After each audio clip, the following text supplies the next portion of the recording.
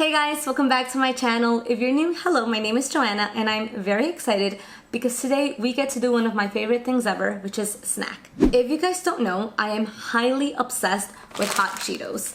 I can eat a bag like this every single day for months without getting sick. And I should know this because I've been doing this for the past 10 years. Because of that, my partner said that if something happens, for example, they stop making hot Cheetos, I'm going to go into a deep, deep depression. So he decided to surprise me. He ordered me a box of goodies, of Korean goodies to be exact. So today we're going to be trying these little babies while answering some of these index cards I did.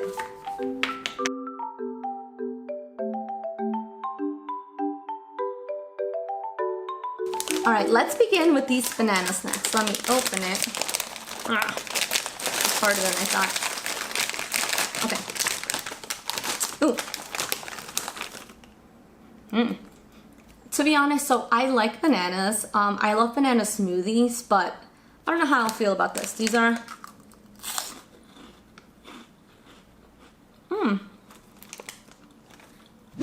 First question. What is your least favorite K-drama? I have two of them. So now the first one is Cheese in the Trap. I don't know if you've seen it, but for me, when I saw it at the time, it was the first time that I was watching a Korean drama that was not really romantic in that sense. And to be honest, Cheese in the Trap was just really creepy to me. I don't know. I felt like I liked the characters separately, but as a whole, I was just so confused throughout the show. And I believe it was like a webtoon or something like that beforehand, and so people really liked that. But I was just so creeped out, and it made me super uncomfortable. And I felt that the main girl, I'm sorry, I don't remember her name, but she was just not the smartest person ever. Like, she kept going and trusting like this really bad guy. But then at the end, he wasn't that bad. I don't know. So Cheese in the Trap is just one of the shows that I don't really recommend to people because I'm confused about it. So that means I can't really speak on it myself. And the second one is Law School. Law School is very, very, very new in Netflix. And I tried it out because, again, I love the characters. And by I love the characters, I mean I love the actors. There you go. I love the actors separately. So I was just super excited to see this one. And I saw half of the show and I just never really got into it. Let's go on to snack number 2. Let's try another chip. This one is, I don't know the name of it, but it looks just like this.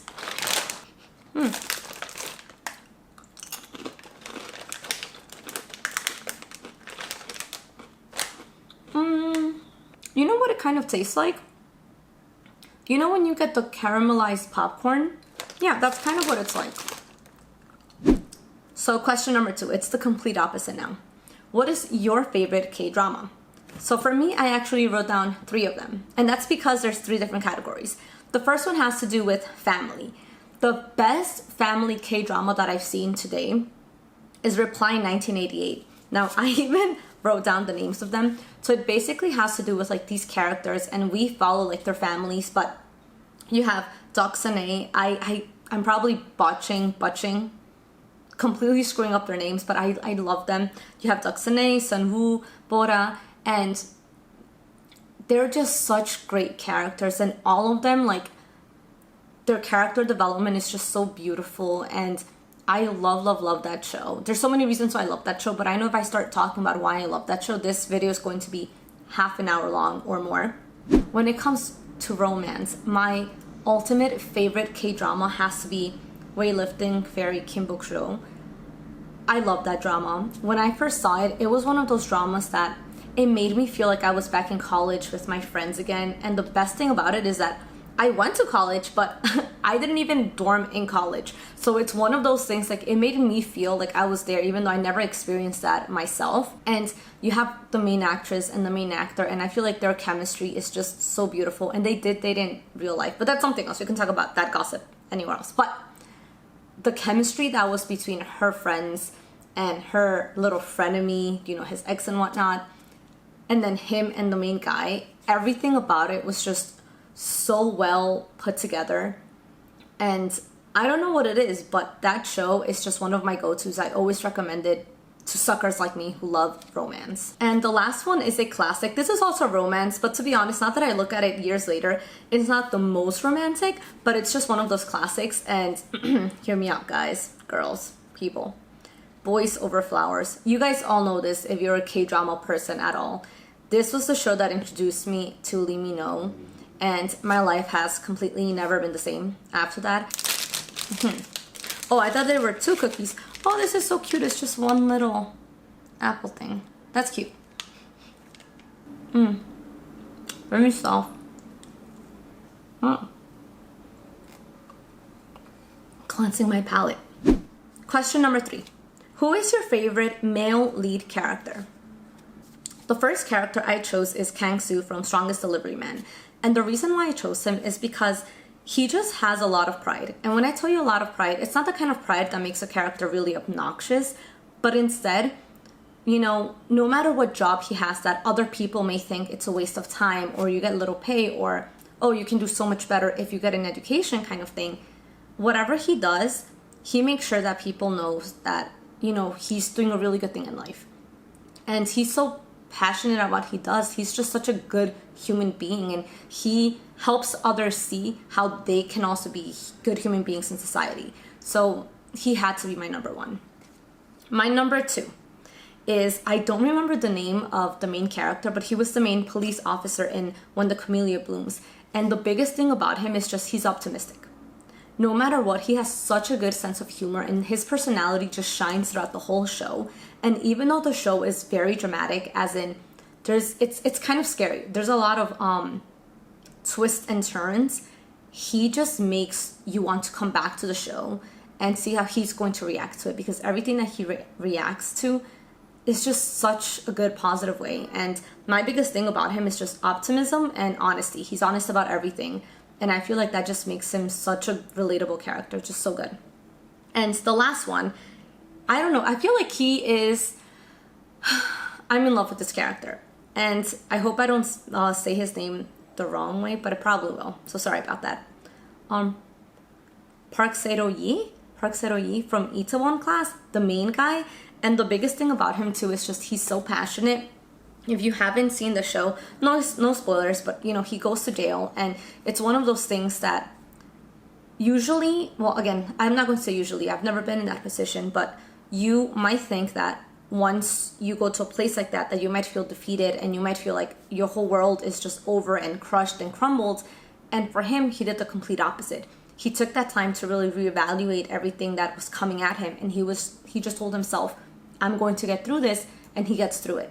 Again, it's not spoiling anything, because there's so many great things that happen in the show, and every single time that I think about him, my heart just flutters, because I'm so proud of him. I'm actually proud of all 3 of them, but I'm so proud of him specifically because everything that he went through, that his character went through, was just so much, and I could relate to that.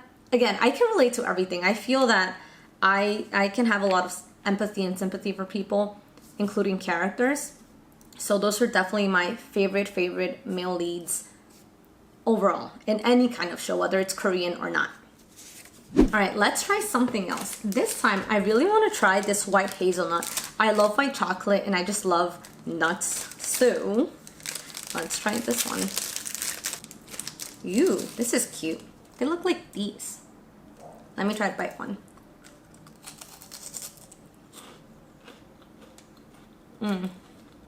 It says crown at the top, and if you look closely, it has a little cheese right there.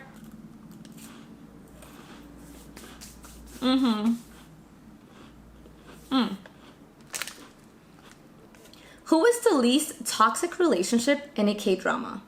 To me, this one was super easy. I just finished watching a show called Run On, and I love that show. And the reason why I love that show is simply because when I first started watching it, I noticed that it was not dramatic. It was a very calm show.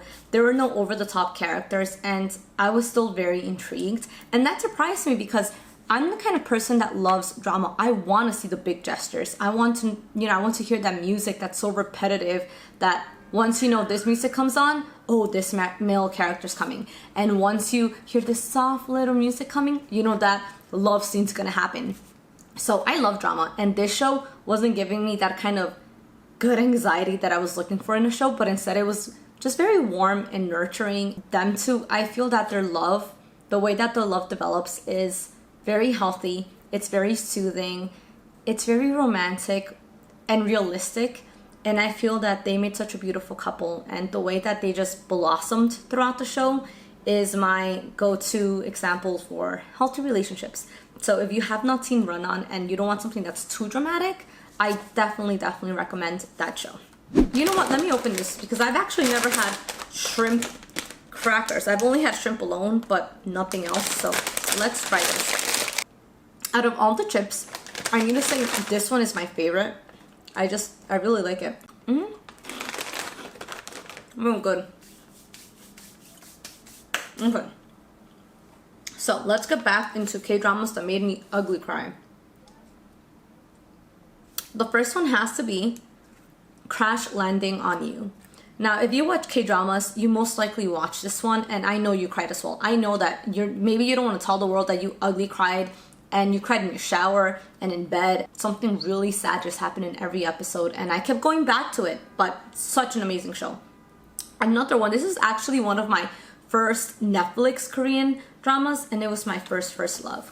Now, this one, again, I don't feel that it was over the top, but I do feel that, without ruining anything, no spoilers, I do feel that the plots in it, the way that the actors portrayed it, was just really good. And again, I empathize very quickly. It's not hard for me to empathize with others. So when I watch my first love, those two main characters going through their little plot stories, that was sad. Next one, Startup. I love that show again. There's so many amazing things about the show. And also, I cried because there's some scenes here, especially the after credits, that are hilarious. They are so funny that I remember sitting on the couch with my partner, and there was this, I think it was like the third, fourth episode, I don't remember. But at the end of it, there was like this credit scene of a trailer ad, wink, wink, wink, that happened in the show. And I've never laughed so hard in my entire life before. Like, boogers flew out of my nose when I was laughing. So Startup, I still remember that specific scene, and I want to put it here, but I want you to actually watch the show. So that's why I'm not going to spoil that for you. And the last one has to be Reply 1988. That show is just ingrained in my heart, and I cried for everything.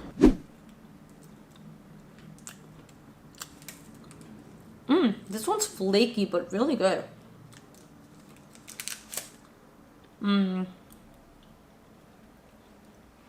Caramel. I think it's caramel. I don't know. Maybe it's not even caramel, but it's really good. I like it. It's sweet. Okay. Next question. K-drama with beautiful storytelling. These are my favorite too, completely. The first one is It's Okay to Not Be Okay. You've definitely seen that one. It's on Netflix. It's amazing. It's beautiful. And I feel that the story, the way it was written, the way it was portrayed, the actors, all the animations, they are gorgeous. They are so beautiful. And the second one is Reply 1988. That show, it's wonderful. I have nothing but just amazing things to say about Reply 1988. I was just so impressed by it. So impressed. Okay, we have 2 cards left, so I want to snack on this one because I really like this one, and I know that I'll be the only one eating this at home because my partner hates seafood, so it's a win-win for me because I get this all to myself.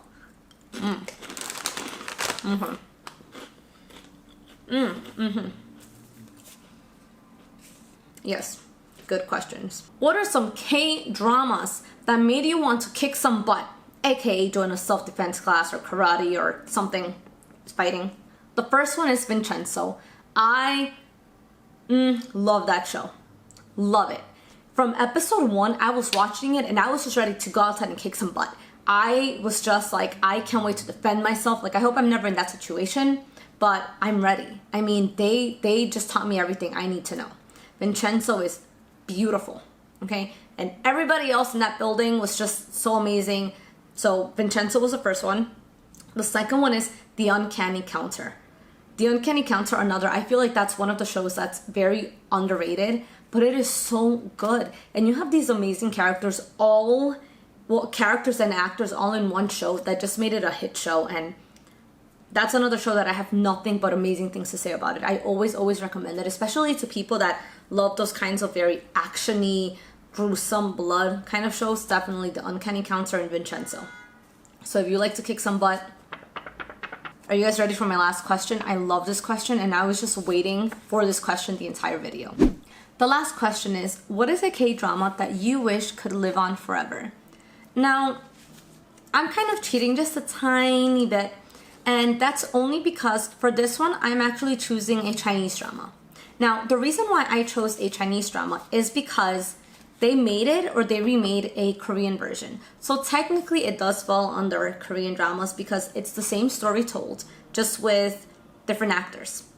But the Chinese version, when I first saw it, I felt that there were no flaws with it. I felt that the characters were really strong, the actors were amazing, the storytelling, it was so funny, sad, happy, all of these emotions into one show that made me just feel really good, and it made me just feel alive. And I know it sounds like I'm exaggerating, but it's one of those shows that I love, and it's kind of like my little baby that I wish I could take everywhere, and solid show. But then when I watched the Korean version, well, when I noticed that there was going to be a Korean version of it, you know, I decided to watch it, and that is when I noticed all of the flaws that the Chinese version had.